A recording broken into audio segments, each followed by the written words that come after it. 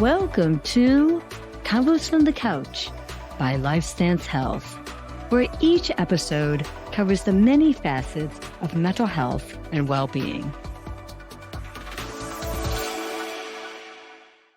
Hello, I'm Nicholette Leanza, and on this episode, I'll be talking with my colleagues Angel Kramer and Laura McClure, and we'll be talking about the 2018 animated film, The Grinch. So welcome, Angel and Laura. Hello. Just to give a real quick synopsis about this version of The Grinch. The Grinch and his loyal dog Max live all alone inside a cave on Mount Crumpet. His main source of aggravation comes during Christmas time when his neighbors in Whoville celebrate the holidays with a bang. When the Whos decide to make Christmas bigger and brighter, the Grinch hatches a plan to pose as Santa to steal Christmas and silence the Who's holiday cheer once and for all. So there we go with that. So as we start our conversation about this version of the Grinch, what did you both think about it? The movie's cute. It's an endearing Christmas film, holiday film, and it's all the bright colors, all the holiday colors that keep you engaged. The music is catchy and fun. Aesthetically, the animation is very good. Yeah, I thought it was really cute. I love Christmas movies. Of all genres, it's just my jam. And I enjoyed it being a return to the animation. That was fun for me. I thought it was super cute. There were times I thought it was a little too like smack in your face, the lesson. Like they just spelled it out a little too much to where instead of just inferring, but that could just be the state of the world we're in today. But overall, I would tell everybody to watch it.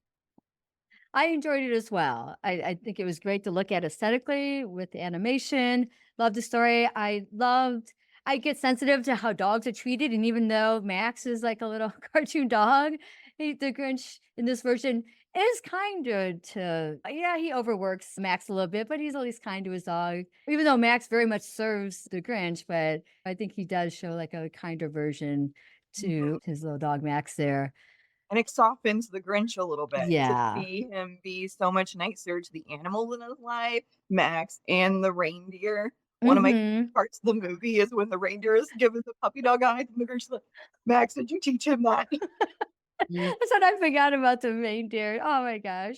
Reindeer was my favorite part of the movie. And like honestly, you saw the humanization of the Grinch happen so quickly as soon as the reindeer entered his life and he just started and then he let him go. Yeah. Yeah. Oh. So I forgot about that reindeer. And yeah, I think that humanization of the Grinch and the softer side. I think another thing that played into that is we get a little bit of the backstory of the Grinch as well, which humanizes him a bit. And we see why he is how he is. So he was an orphan and it sounds like wasn't treated well. And I think that's why we see how he is. Angel, your thoughts on that a little bit more? Yeah.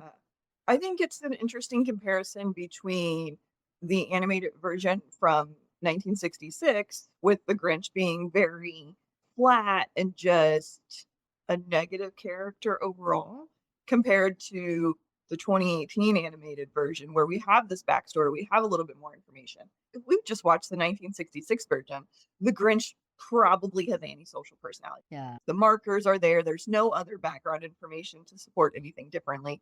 And then we look at this one and there's a little bit more of a question mark behind it. Is depression happening?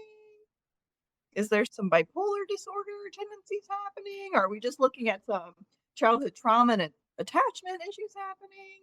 So watching it from that perspective and just trying to suss out some things for us to talk about today, that kind of changes the view of the Grinch.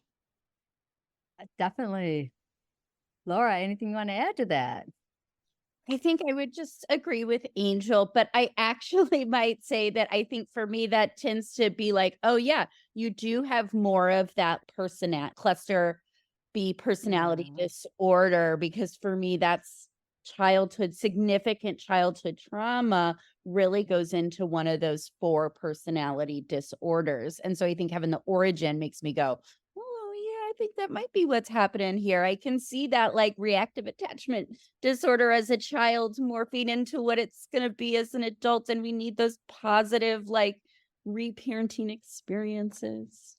And the part of Laura that loves part work just gets so excited to start Yes, identifying all yes. of the I parts that start to tingle. Can I say I think of that too when I watch some of the shows? I'm like, oh, Laura's gonna love this part. I think the same thing. Uh-huh, uh-huh. Every time they start singing, you see that little, like, 4-year-old part where he walked away from the Christmas tree come out. Yes. Hmm. And again, with this version, I agree with both of you. Just seeing that backstory, seeing his trauma, seeing like the hints of the depression he's feeling, the loneliness that he feels. Mm. Like I did sense more of a yearning that he does want to be a part, but no, I can't. The thing that push and pull. But yeah, I think for this version, definitely, I sensed the loneliness that the Grinch felt for sure.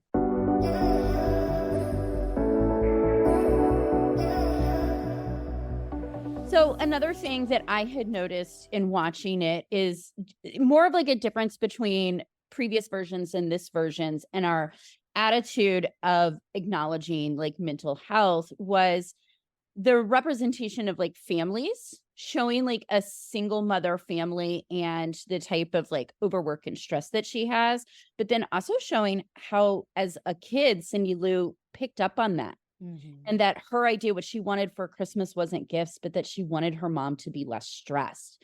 And I think it's an important lesson about how just because parents or adults try to hide things and we wear this mask of everything's okay, that our kids sense that and they feed on that. And Mhm. how is that kind of fueling some of the mental health crisis we have going on with kids right now? even the part where the mom tells Cindy Lou Who that she is her greatest gift. Like, even part of that was like, "Oh, that's so sweet. Oh, that's so much pressure." Yeah. Oh, and just feeling all of that for poor little Cindy in that moment and how sweet it is, but also that double-edged sword of what that really means. Of how I have to act and what kind of grades I need to Yeah. bring home and how perfect I need to be because my mom has sacrificed all this for me. And Mhm. there are 2 younger kids who Yeah. I'm guessing are twins who are causing so much extra stress. Let me step in and take care of them as the oldest. I like this version because they built out her character a little bit more. They gave her more of the backstory, and she's a stronger character, adventurous personality. I really like this version of Cindy Lou Who better than probably the two other versions of the Grinch that have come out. So I Yeah. agree. And you felt like how harried the mom was. As a parent, I knew what that mom was feeling like, especially when you have little kids like that. So that really drew me in more as well.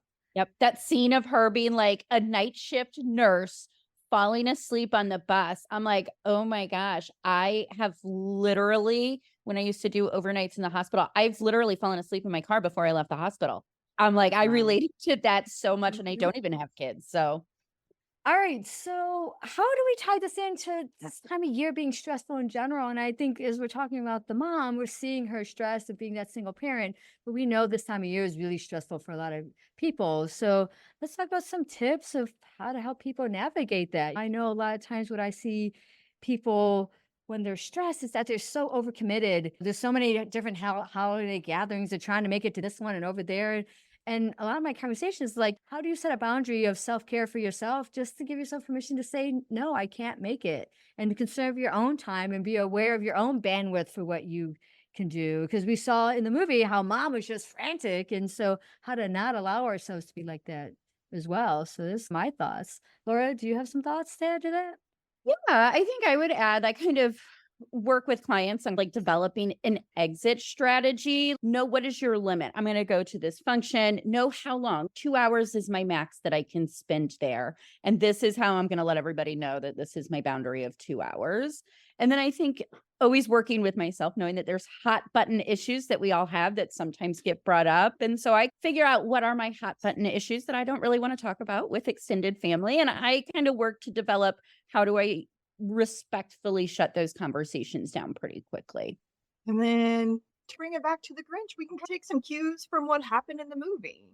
When we get lost in all of it, we can feel so lonely and like we don't have a support. And slowing ourselves down and recognizing that most of us probably do have that neighbor or that friend like the Grinch has who You are their best friend, even if you don't recognize it yourself. And they are so enthusiastic about you being their best friend and Mhm. recognizing that little moment in our life.